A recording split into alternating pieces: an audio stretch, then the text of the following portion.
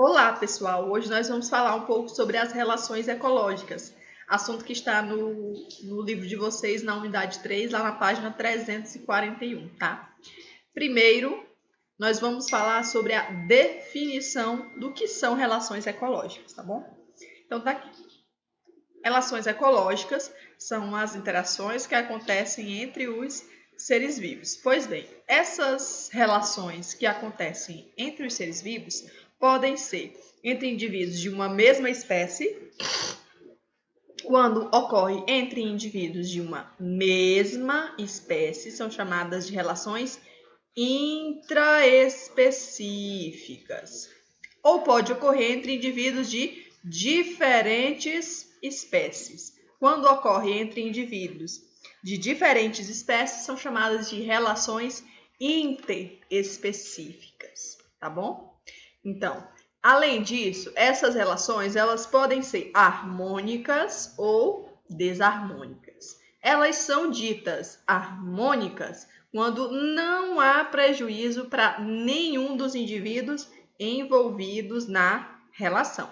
Já ela é dita desarmônica quando pelo menos um dos indivíduos da relação sai prejudicado, tá bom? Então, nós temos as relações intraespecíficas entre indivíduos de uma mesma espécie e as relações interespecíficas entre indivíduos de diferentes espécies. Além disso, nós temos as relações harmônicas, onde não há prejuízo para nenhum dos indivíduos envolvidos na relação, ou desarmônicas, quando pelo menos um dos indivíduos da relação sai prejudicado, tá bom?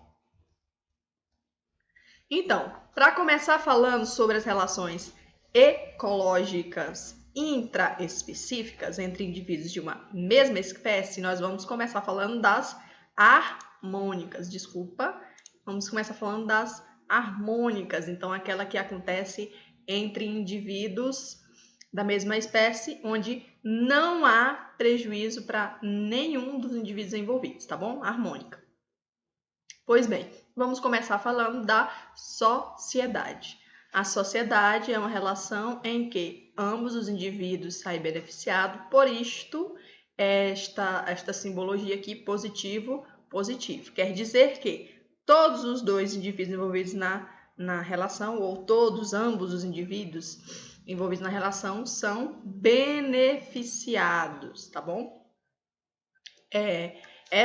Esse tipo de relação ocorre entre indivíduos de uma mesma espécie, onde há divisão de trabalho, certo? Então, isso é muito comum acontecer no grupo dos insetos, tá bom? Quando a gente pensa nas abelhas, a gente lembra que as abelhas, né, na colmeia, há uma divisão de trabalho, mesmo porque há diferentes tipos de abelhas, vamos dizer assim, certo? Então, nós temos a rainha, temos a operária, temos o zangão. Se você observar, o corpo deles, né, dos três, são diferentes. Porque, geralmente, na sociedade, a morfologia corporal é diferente. Então, o corpo, a forma do corpo do animal é diferente. E, geralmente, está relacionado com a atividade que eles exercem dentro da sociedade, tudo bem? Então, a rainha é um pouco maior, porque ela é quem é a reprodutora, então ela que vai fazer a postura dos ovos, a operária que vai coletar o néctar, o pólen para a fabricação do mel. Já o zangão, que é o macho, ele tem única e exclusivamente a função de reproduzir, certo? Se vocês observarem, na sociedade, não há uma união física entre os indivíduos. O que quer isso dizer? Isso quer dizer que os indivíduos não estão unidos, colados uns aos outros. O corpo deles não está unido, certo? Isso vai ser muito importante na hora da gente diferenciar a sociedade da colônia, que é o segundo tipo de relação harmônica intraespecífica que nós vamos estudar, certo? Então, já falando aqui da colônia, também é uma relação positivo-positivo, todos os indivíduos envolvidos vão ser beneficiados, mas diferente da sociedade, Na colônia, os indivíduos estão anatomicamente unidos. O corpo dos indivíduos está colado, juntinho, certo? E pode ocorrer ou não essa mesma divisão de trabalho que ocorre na sociedade, tudo bem? Então, a diferença entre a sociedade e a colônia, relação ecológica que ocorre entre indivíduos da mesma espécie, do tipo harmônica, é que na sociedade não há união física, anatômica entre os indivíduos.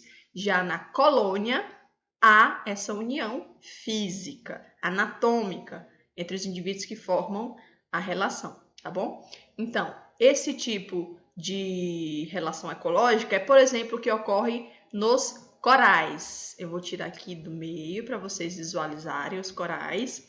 Então, os corais, embora a gente ache que aqueles corais é um único indivíduo, ele na verdade é um conjunto de indivíduos, certo? Então, esse conjunto de indivíduos, eles estão unidos uns aos outros, por isso que a gente chama de colônia, certo? Porque é uma relação ecológica, todos aqueles indivíduos envolvidos são beneficiados com a relação, e eles estão anatomicamente unidos. O corpo deles está fisicamente juntinho, coladinho, tá bom?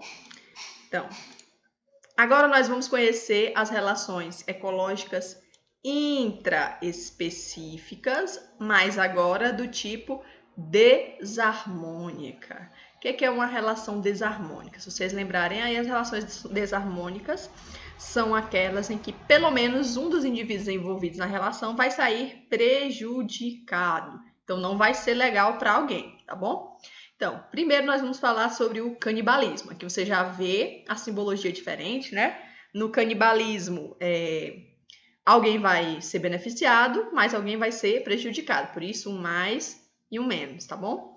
Então, no canibalismo, como é intraespecífico entre indivíduos da mesma espécie, um indivíduo, ele vai matar, por isso que é negativo para alguém, né? Alguém vai morrer, então vai ser ruim, e vai se alimentar dele. Então, o indivíduo vai matar um da mesma espécie e vai se alimentar a partir dele, tá bom? Esse tipo de relação ecológica é o que, por exemplo, ocorre no louva-a-Deus. A fêmea do louva-a-Deus, no momento da cópula, então, em que eles estão reproduzindo, depois da cópula, ela pega, mata o macho e se alimenta dele para aumentar a sua fertilidade, então a sua capacidade de gerar filhotinhos. Então, como ela mata e se alimenta dele, depois da cópula, né, do macho, isso é configurado como canibalismo, tá bom? Outro tipo de relação intraespecífica desarmônica é a competição. Então, na competição, indivíduos de uma mesma espécie, eles vão competir. Aí eles podem competir ou por alimento, e pode estar escasso no ambiente, ou por território, né? Ou por parceiro sexual. Então, eles podem competir por diferentes coisas, certo? E eles podem competir, portanto, por território, por fêmeas ou por comida, tá bom? Então, aqui na imagem eu coloquei um exemplo para vocês, né, de lobos que estão aqui competindo entre si, que muito provavelmente é por parceiro sexual, né? Não posso afirmar, mas provavelmente é por parceiro sexual. É o mais comum que acontece na natureza, é por parceiro sexual e por comida, né? Então, continuando aqui, a gente vai falar agora um pouco sobre as relações ecológicas do tipo interespecíficas. Nós saímos lá das relações intraespecíficas, então das relações que ocorrem dentro da mesma espécie, e agora nós vamos falar sobre as relações interespecíficas, que ocorrem entre diferentes espécies, tá bom? Então, vamos começar falando das interespecíficas harmônicas, em que todos os indivíduos envolvidos vão ser beneficiados, sem esquecer, tá bom, gente? Então, primeiro vamos falar do mutualismo. Então, relação positivo, então é legal para todo mundo vai sair beneficiado, vai ser bom para todo mundo, certo? Então, no mutualismo, indivíduos de diferentes espécies vão interagir e vão se beneficiar, certo?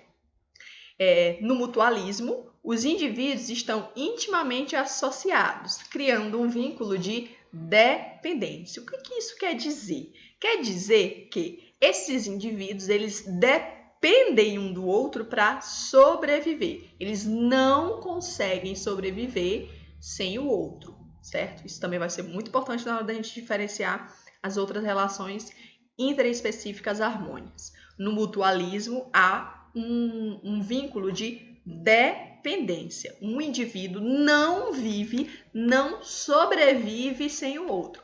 É, por exemplo, o que ocorre entre os cupins, tá aqui bonitinho, e o protozoário que vive no sistema digestório do cupim, tá bom? Então, esses dois indivíduos, eles têm uma relação do tipo mutualismo, porque ambos são beneficiados. O cupim é beneficiado porque o protozoário, que vive no interior do seu sistema digestório, é quem vai digerir a celulose da madeira, da qual o cupim se alimenta. Já o protozoário vai receber abrigo, vai receber proteção e vai receber alimento. Então, todos os dois vão sair beneficiados, tá bom? E, no caso aqui, eles têm um vínculo de dependência. O protozoário não sobrevive fora do corpo do cupim e o cupim não consegue se alimentar sem o protozoário. Então, há um vínculo de dependência, tá bom? No mutualismo. Agora, nós vamos conhecer outra relação interespecífica harmônica, né? A protocooperação. Positivo. Todo mundo sai ganhando. Joinha. Então, na protocooperação, há, né, essa interação em que ambos os indivíduos são beneficiados, mas eles não são dependentes, diferente do mutualismo, tá bom? Então, isso quer dizer o quê? Na protocooperação, os indivíduos vão viver, vai acontecer essa relação, mas um consegue sobreviver sem o outro, tá bom? São beneficiados na relação, mas eles conseguem viver sem o outro.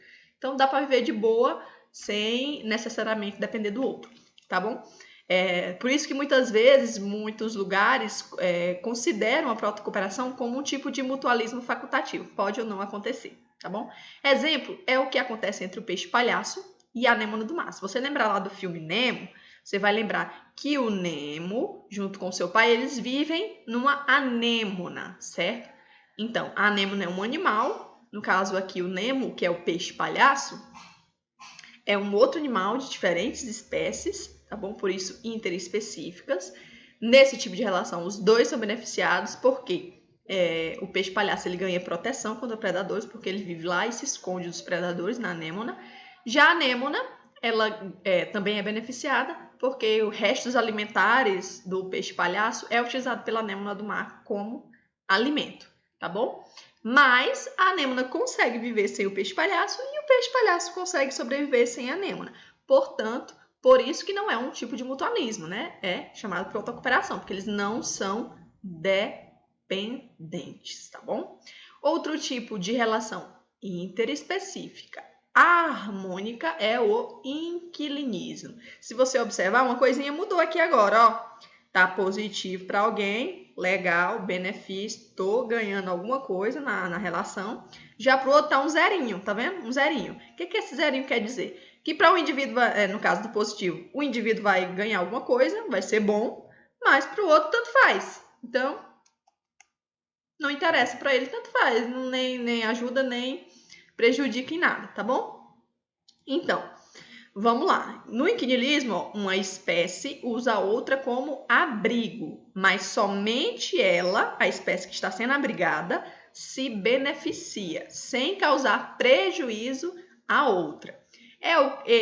Isso ocorre muito no reino das plantas, tá? Então, é o que ocorre, por exemplo, entre as bromélias e as orquídeas que vivem no tronco de árvores de grande porte, árvores maiores, tá bom? Então, a bromélia, a orquídea, ela se beneficia porque ela fica mais segura lá em cima, no alto, né? No caule das árvores grandes.